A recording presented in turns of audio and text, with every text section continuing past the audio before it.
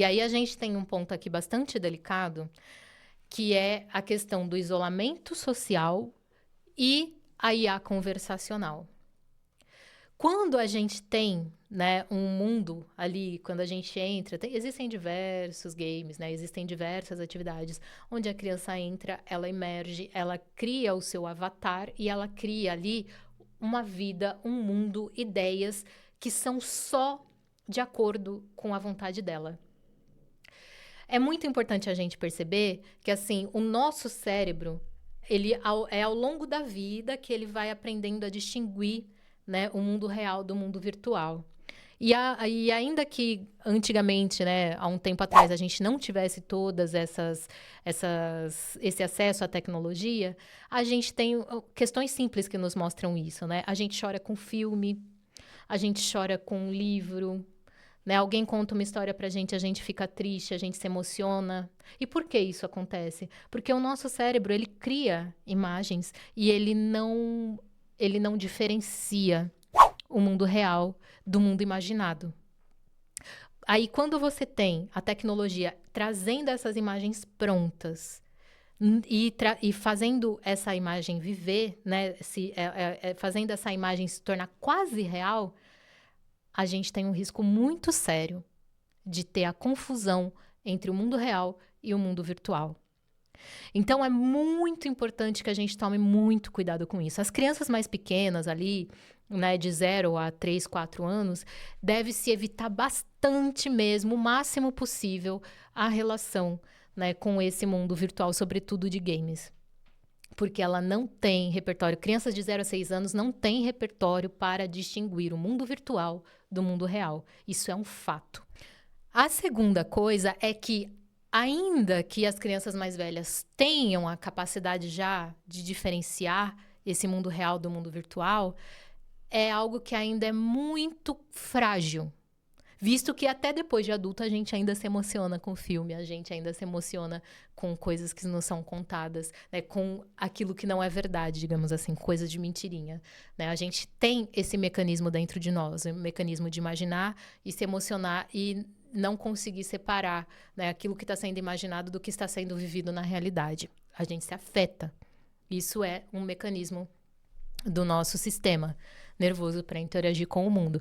Então a gente precisa tomar muito cuidado com este lugar das relações, né? Como nós vivemos as nossas relações e como a gente interage com a tecnologia, porque ela pode sim confundir a gente de modo a gente não conseguir perceber a realidade.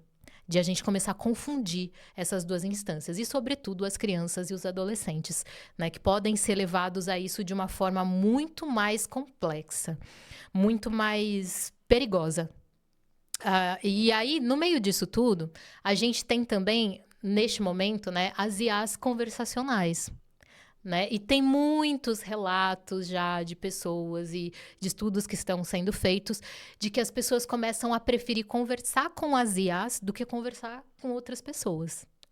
E basicamente por causa do que eu já falei antes, que é a IA não te contraria, a IA não te julga, a IA faz o que você quer que ela faça.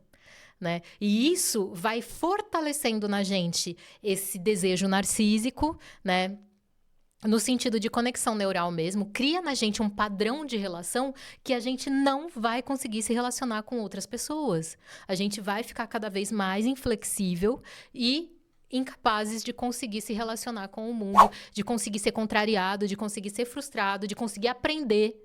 Porque se a gente só parte do nosso ponto ali de percepção de mundo, a gente não expande a nossa mente, a gente não se abre. E isso tudo, quando você é criança, quando você é adolescente, acaba piorando ainda mais. Né? A gente teve aí o boom dos bebê reborn, falou-se muito sobre isso. Né? Existem também os adultos reborn, que inclusive já tem, digamos, bordéis na Alemanha, onde existem bonecas de inteligência com equipamentos de inteligência artificial, que elas são praticamente um ser humano ali, elas têm, né, são hiperrealistas, e as pessoas, os homens, pagam para se relacionar com aquelas bonecas. E ainda tem, nesse momento também, as IAs que estão sendo produzidas, né, por outros homens aí que estão produzindo mulheres de IA perfeitas, né, lindas, com diversos discursos e vendendo conteúdos adultos dessas mulheres para outros homens, né? Então, todo esse universo no qual nós estamos inseridos, eu estou falando aqui de questões que estão relacionadas ao mundo adulto, mas elas também estão relacionadas de forma direta com as crianças, né? Porque se a gente vai pensar, essa pessoa aqui que quer um bebê reborn, ela não quer uma criança porque a criança vai trazer para ela contrariedades aqui do mundo dela que ela não quer viver. Ela quer anular esse outro criança e ela quer viver com a criança imaginária que ela criou na cabeça dela. O cara que se relaciona com uma boneca adulto reborn, ele também não quer se relacionar com uma mulher real. Ele quer se relacionar com o que ele criou na cabeça dele sobre mulher. E aí ele vai lá e programa a boneca dele e ela vai fazer o que ele quiser.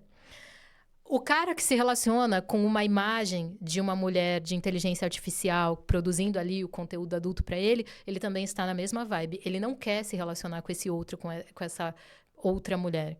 Ele quer se relacionar com o imaginário dele. Ou seja, se todos nós ficarmos nesse imaginário, né, que espaço vai sobrar para as nossas relações sociais?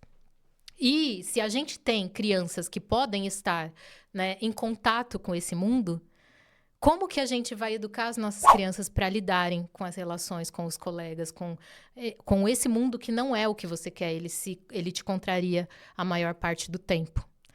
Então, é importante que a gente perceba que isso que está aqui no mundo adulto, se ele afetar aqui o mundo das crianças, ele pode gerar muito estrago, né? A gente pode ter problemas muito sérios relacionais em pouquíssimo tempo.